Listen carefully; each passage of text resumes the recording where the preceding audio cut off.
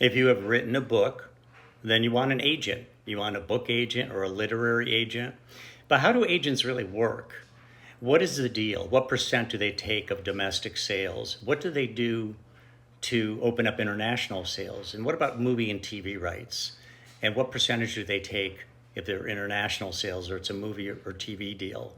And without an agent, can you really effectively work on a movie or television deal? And how do agents today, I mean, what are they looking for and how do they actually work when they have these manuscripts coming in the door?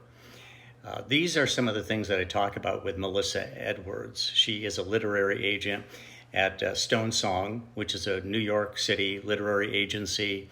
And among the things I talked to her about is what are the expectations of the relationship between an agent and the author? What's the agent expect from that author? What does the relationship need to be? And what is the standard agreement between an author and an agent? For instance, as I was saying, domestic sales versus international versus TV and movie rights. How does she handle incoming manuscripts? She can't speak for the entire business, but Melissa Edwards is part of that whole New York-based literary scene, and she represents a lot of authors. And in her case, she's very much looking for commercial work, stuff that's going to make money. That's not the case with all agents, but she gives us a picture, a window into the business. On episode number 182 of the Novelist Spotlight podcast, I talked to Melissa for almost an hour about what it is that she does, and agents and authors and writing, and where the business is today.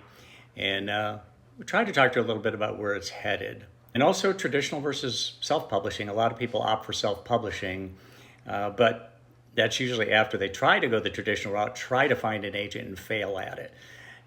One of the interesting points she makes is the query letter being really important. She says that I ask her about, how soon do you know whether or not the writing in the sample that you asked for passes muster? And she brings up that the query letter is really important. I want to see certain things in there, and she talks about that. Again, episode number 182 of the Novelist Spotlight podcast. Hope to see you there.